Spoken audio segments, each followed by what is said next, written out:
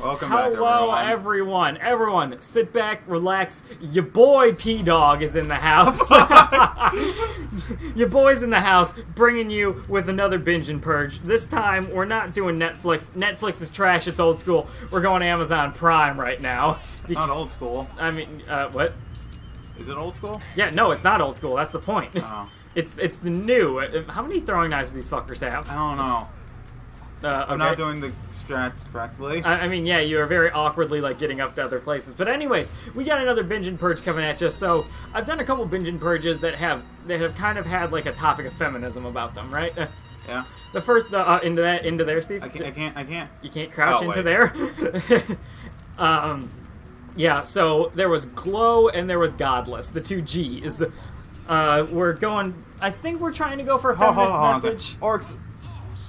Oh no! Steven, just stay in the goddamn, I was reading the fucking tooltip. Stay in the fucking, like, passage where they don't go. I've done Binge and Purges about feminist stuff before. I didn't really like them. And I finally found a feminist series that I actually really enjoyed quite a lot. No, you didn't. Today we are talking about The Marvelous Mrs. Maisel. Grammy Award winning The Marvelous Mrs. Maisel. Now, Steven, I can already hear the first question you have on your mind right now. Is this about Jews? The answer is yes. How could you tell? Also, why did your mind go there? That's pretty fucked up of you, Steve.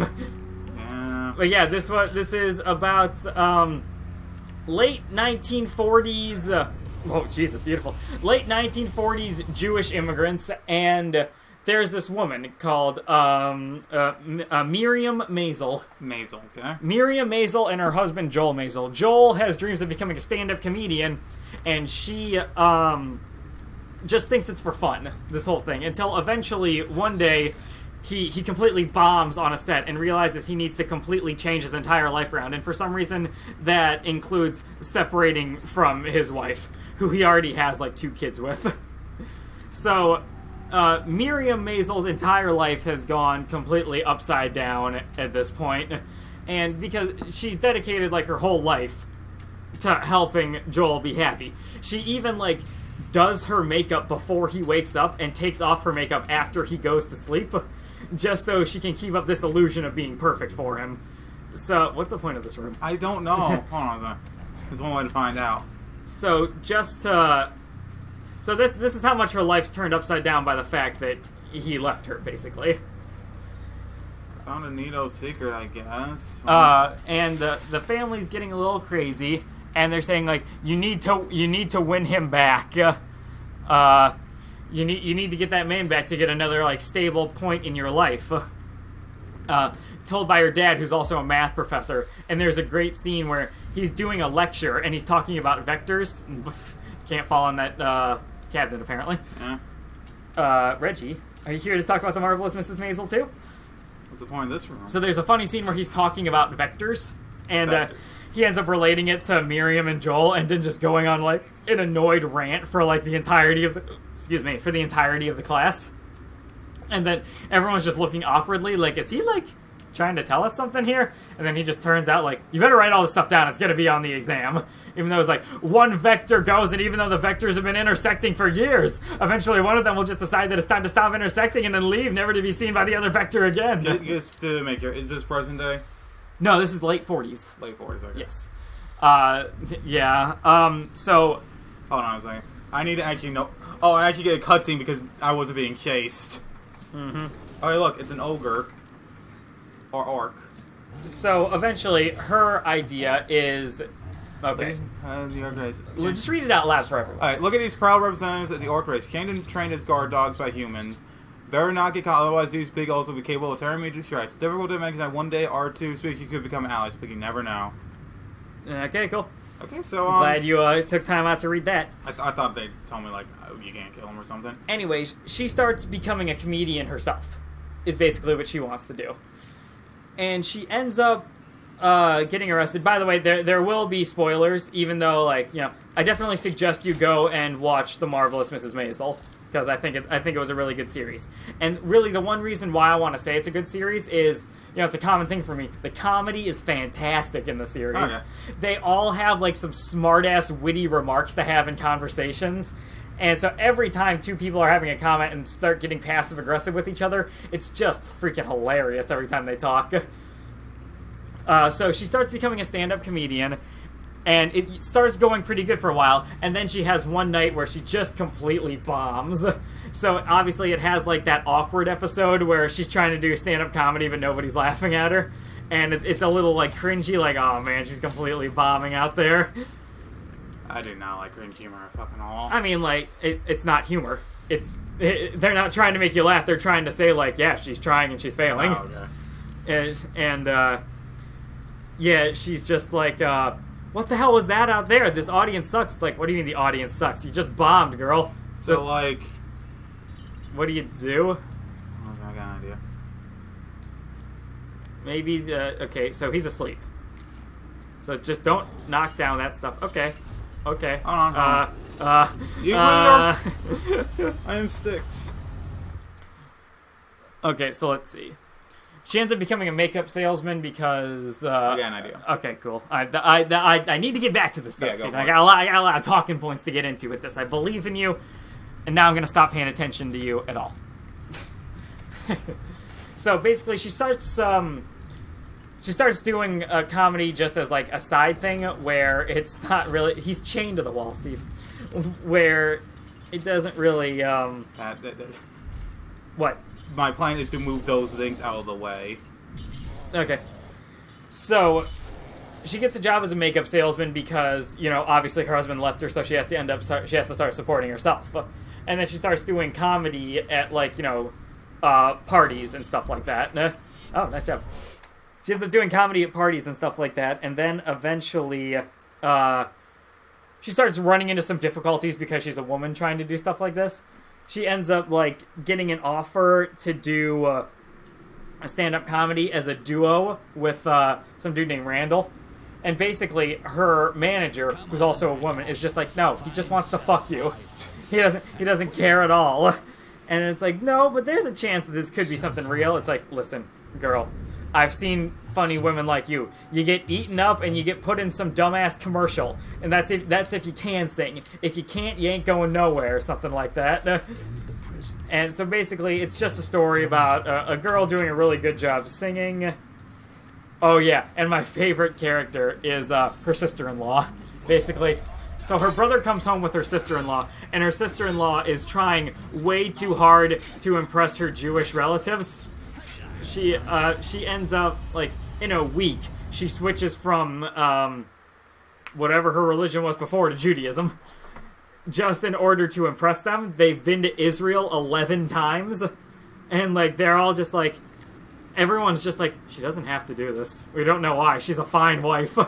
Like, but every time she's just like, oh man, I wonder if they're impressed with me. Do you think all the gifts that I got them is fine? And one time they had an awkward, like, well, not really that awkward, but they had a dinner party where she was just like, they were talking about how educated everyone was in the family, and she's just like, I think my favorite thing about the Jewish community is their sense of education, and they all just give her the weirdest look in the world, like, okay, thanks. Can you just, like, tell me how your day was or something, girl? So, yeah, she was basically my favorite character, someone trying, like, way too hard to get people to like him, and them all just looking at her like, what the fuck? But basically, she ends up getting into a big fight with her manager because she's just like, I'm your manager, I'm supposed to be hard and get you your business done. And then she just starts crying. It's like, you're also supposed to try to listen to me and have a fucking soul at some point. And so they're just like, oh god, I don't know what's going on here. So then her mom, still distraught by the fact that that the wife and husband are getting separated, starts to go see this psychic. Which is hilarious because she believes in all this psychic nonsense. They're Beatles, that's a bad one. And then basically they just keep... The teller woman, the fortune teller, is clearly like a scam artist in that. But she's like so desperate that she believes in them. And then at one point near the end, she goes back to the fortune teller again, and it's just a different fortune teller because she's off duty that day. Or maybe she just moved away. And she's just like, unbelievable, I can't handle this anymore. So that was pretty funny. Another good moment in that. No. I was so close. Just immediately snaps your back. Yeah, okay. So she ends up meeting this like really famous comedian, and she finds out that this really famous comedian isn't who she says she is. She has this She's a furry. Oh no. In the 40s. Yeah. She behind the scenes she gets dressed up in a wolf costume and asks other people to fuck her. No, basically on stage, she has this really, like, she's a mix between Rosie the Riveter and some southern person, basically. But off stage, she's this really fancy, high-class woman who has a mansion and then, like, butlers looking after her. And then she didn't like all the fakeness of comedy, so she ended up doing a gig that kind of, doing a gig that kind of shit-talked this girl. But the thing is, the guy, there was a man in the audience who was potentially going to like sign her and have her open for her, and she just heard her going like batshit wild on the lady, and he just got really pissed off, and he was just like, she's never gonna work in this town again, you have my fucking word on that.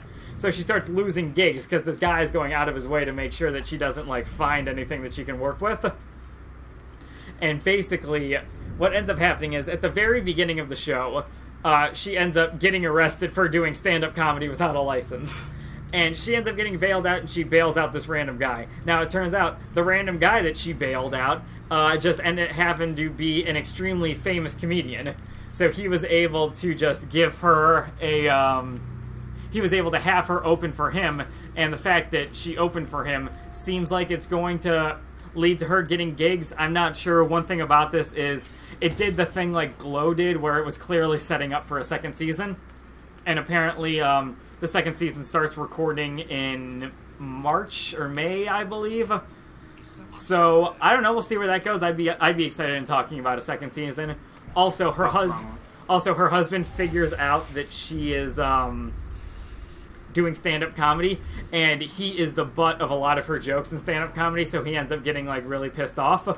Which at the same time, I gotta say, like, you're the one who broke up with her, man, or separated. They never truly divorced. And near the end, they end up banging again, so it looks like they could potentially get back together in season 2. I'm not sure. That being said, season 2 is a long way off, so I couldn't say for sure. So essentially what I want to get at is, like, she ends up really killing it in her last final show, and she ends up seeming like she's getting the support of her husband at the end of it, because there's a heckler who's just screaming that women aren't funny. What's going on? Shit, it's impossible to find it. What's going on, Steve? I just love how I'm in cover, and this is... That's your cover? Yeah. Okay, so I have... And it seems like he's definitely... It seems like he might start being so... Excuse me. It seems like he's going to start being supportive of her. Wait, maybe I don't. So yeah, that's basically The Marvelous Mrs. Maisel. It's a really good feminist story. It's definitely feminism done right, where it empowers the women, but it doesn't, like, shit on men that much. Men are shitlords, though. Yeah, and any amount that it shits on men, it also shits on women. So I think it's really the perfect level of feminism that you could really get in the show. I don't have any vials of amber. How did you run out of vials of amber? You never used this shit. I've been using a lot. You just... Okay, good job. Yeah, so... Great feminist message. Nothing that it's shoving down your throat. All of the conversations are freaking hilarious. It's pretty much everything that you could want out of a funny series. So that's The Marvelous Mrs. Maisel. I would highly recommend that you go check it out. There are some boring episodes, but I don't think much. I think at the very least each episode gives you like a funny banter between two people. Oh, good, you can still summon your clone. I'm pretty sure they make sure you have enough of recants. Okay. Yeah, so I pretty much got through an entire part in an episode. That is good. And V for Vendetta. Yeah, V for Vendetta. No, that's the Roman numeral for 5, Steve. Oh. So there's... Oh, hey, and you're past it now, apparently. Yeah, what? I guess my clone just had to get there? I guess so, huh?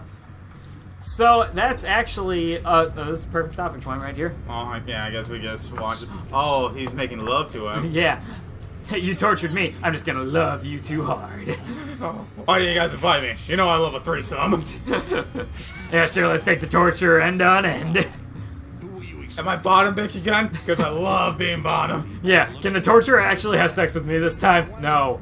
Freaking Styx. Come on, man. Oh, this can't over. Oh, hey. There's a second Styx. Oh, no. Now, I'll be honest. This feels like masturbation, but I'm fine with that. As long as old Styx feels something tonight. Styx, master of shadows, and, like, Doug, master of, like, torturer porn. I gotta be honest, you got really strange with that. I'm not sure how you figure out you're good at that, but here we are. You're a fucking bastard, Doug, but I love your taste. That's impossible. No fucking way. Sorry, what's he talking about? I don't know. Okay. Maybe it's his evil brother? Yes, I'm Styx, the real one. Oh, this really is like, I'm the real Styx sort of deal. Oh. Oh yeah, he's going mad, isn't he, from drugs? Okay. You've been manipulating me from the start. Jerking me around like a meat puppet, like my dick. Yeah, jerking my meat puppet. Is this supposed to be some big twist that we're supposed to be surprised about? Something like that. Oh no, are we now the reals? Week 6 are we? Yeah. Yeah, sure, go on and scream. Alright, so we killed another little goblin dude there. Yeah, I think if... He destroyed the bridge. So we still want to get to the heart of the tree, though. Yeah. I'm pretty sure that's been our entire goal. Okay. Yeah, I actually finished the final part in one go just by being stupid. Alright, that's awesome. There we go. Okay, so to summarize this episode, Steve made good progress. Knight's armor protects them from daggers, but not from a chandelier. I'm not going to go to the next scene yet because it's already been over. Yeah. So, I hope you all enjoyed, and we'll see you in the next one. Go watch The Marvelous Mrs. Maisel on Amazon Prime Video. It's a good time. Bye, everyone.